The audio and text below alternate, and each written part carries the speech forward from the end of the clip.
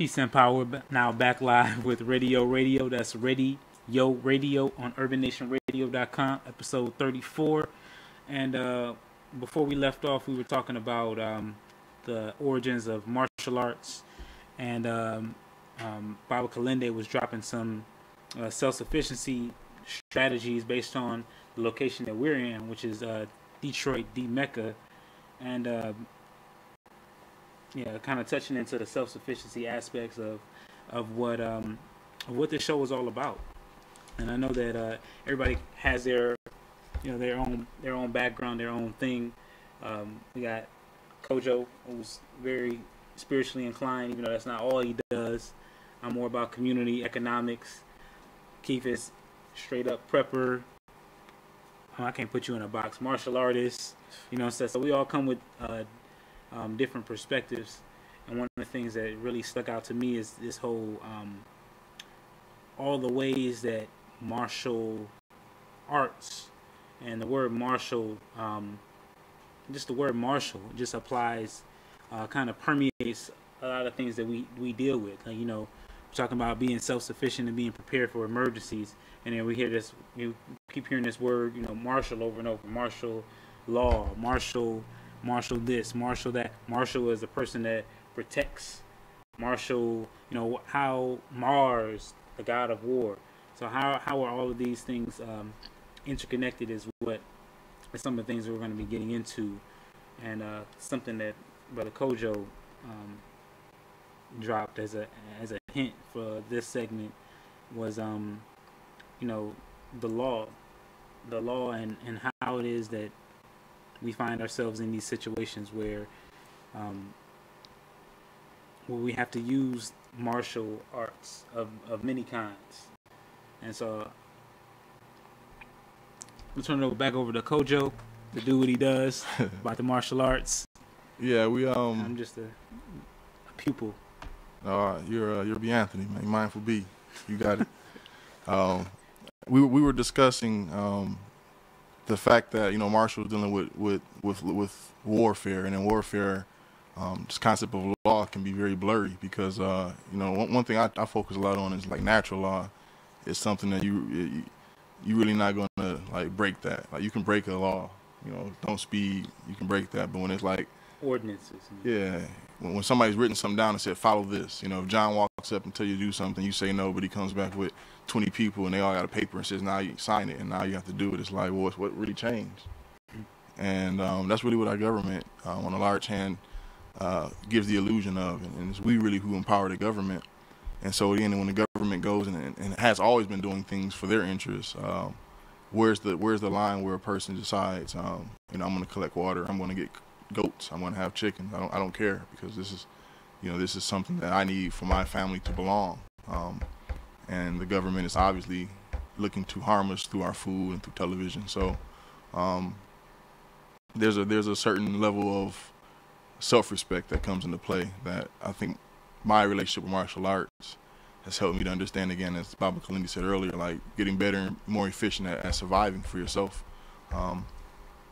With that said, I know one thing that I can recall from my past is times when you used to walk around with the Constitution and use that as a tool that it is to remind police in particular of who and what they're supposed to be serving. Was there any lessons from those days that you share with anybody who may be walking that path as well, who wants to, for example, as a young kid, somebody listening right now thinking I'm going to just go to Canada with no paperwork and just talk my way into Canada and express my sovereignty? Is there something you would like to advise them on, or any resources or whatever to point them? Well, you're probably going to be locked up trying to go to Canada without having a passport or that special license, because it's a renegade government, and the governments work in consort because the United States has treaties to the United Nations that they adhere to when they want to adhere to them, and when they don't want to adhere to something they don't want to, they don't. Governments at their best are horrible things. They are not to serve the people, just like you were saying that the police are supposed to serve. No, police serve their masters, which is the municipal governments in which they are a part of. They actually have no more lawful authority as the security guard at McDonald's, but because they're corporations, and they try to assume that everyone else is a corporation, unless you let them know that you're not a corporation, that you're a breathing, living soul, and that you have sovereign, unalienable rights that are not in any document but are in your heart. In other words, if you deal with, Cordell was talking about the Constitution doesn't give rights. It guarantees that public servants who take an oath to uphold and defend that document will not infringe on the rights that people already have because of their own birth into the world as a living soul. You have certain rights. You have the right of water, the right of food, the right to be able to be left alone, to pursue the things that you are happy doing, and to do what you want to do as long as it's not infringing on the rights, liberty, or property of anybody else. In other words, if you want to jump off your roof, it's not for the police to come and tell you that you can't jump off your roof as long as you're jumping on your own property and you ain't jumping on nobody else's head. You have the right to do what you want to do. You are free. But the propaganda that has been since the last 6,000 years is that you have people who are up and above and over other people, kings and queens and things like that, and they have the God-given right to rule over you and take your substance, suck you dry, and live off of you. Be it the priest, the priest of this religion or that religion, or the government. So these type of things we have to deal with day to day. If you don't know your rights, you have no rights. If you know your rights, you should try to exercise them at all times and not waive those rights. It doesn't mean that you aren't in a state of warfare where you have people who will come and try to take your rights, because that's all basically this government is a usurper of rights and a taker of your substance. That's what taxing is. Taxing is the ability of one person to reach into the pocket of another and make a job out of it. If you don't want to participate, you shouldn't participate, or you shouldn't have to participate in something that's not serving you and not protecting you. And nobody can protect you over you wanting to not be protected. Absolutely. They're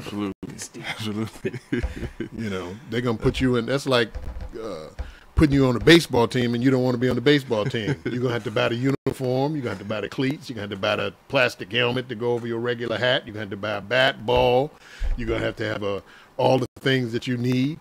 You're going to have to pay for your locker and pay tax on your locker, you're going to have to buy a lock, all those things, and you don't want to play baseball. But that's what the government's telling you. You're going to be a baseball player whether you want to be or not.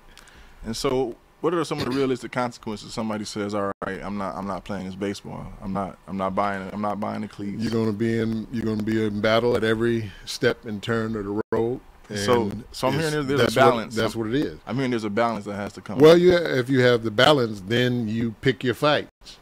You don't have to fight for every little thing. It's like you may not pay the income tax, but you shouldn't fight every time you go to the gas station, the guy in the gas station, and say, "I'm not paying the road tax on this gas," because y'all ain't, number one, y'all ain't fixing the roads, so you're just stealing from me, and number two, I don't think I should do it. If I'm paying for gas, I should pay for gas, not the gas tax. But income tax, that's something different. Each person has to pick their own battles. True. If you're a prominent person, like, say, Wesley Snipes, they try to make an example out of you to get the other little people in line, Right. Oh, well, if they could do that to Wesley Snipes, he's got millions of dollars and put him in jail on 3 misdemeanors for 3 years, and he paid the taxes, he just didn't file the form. Then you have the little people say, well, shoot, if they could get Wesley Snipes, or if they could get this person, or they can put Martha Stewart in jail, of course they could put me in jail for tax evasion or something like that. So these are the type of things that we have to deal with daily, and we don't have enough people who are cognizant enough of the laws of the land and the laws of the sovereign and just basic human rights to understand that these people have not the right or the lawful right. They have the power because they have guns, they have unlimited funds behind them, because the people fund their own demise. You know, and if we would stop that, it would stop at a moment's notice. You know, I say. It makes me want to go into the some of the history of how we kind of got to this point, and also kind of reflect on the evolution of martial arts, some of the original martial arts that I'm sure you've studied and have knowledge of, and can kind of express. One thing I like to kind of paint a picture of how, as we got away from martial arts and thinking about surviving, how we got to this point here where we giving our rights to somebody who we know is harming us, and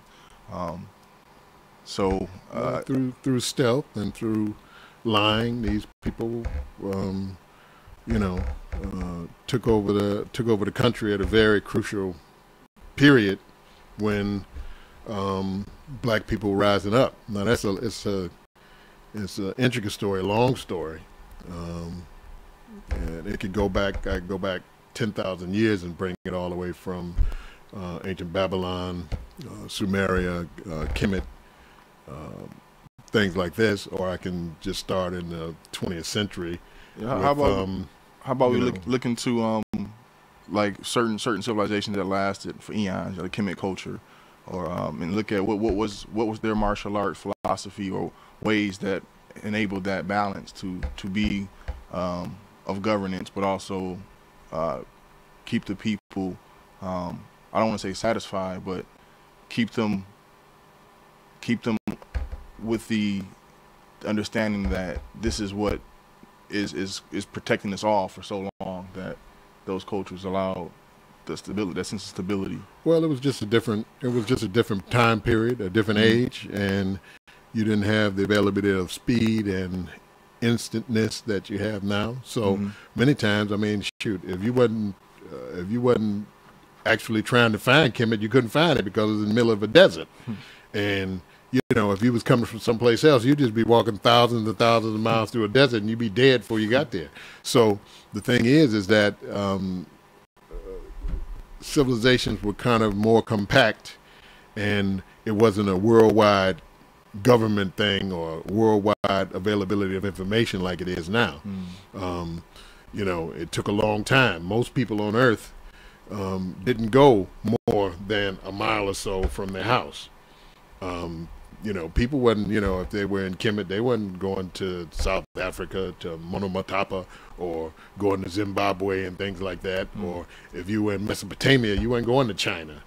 You know, because it was it was years to get to these different places. So it was a little more cohesive, although there was infighting and intrigue, and that was in all civilizations, including Kemet. African empires and things like that, all of it had that, but it wasn't to the tune that it is in these modern times, where you have the availability of quick speed to being able to get to different places, and then, you know, availability of instant information. You know, the difficulties we've had in modern times, in modern times, I'm saying modern times after World War I, because after World War I, that's when things became different, you know.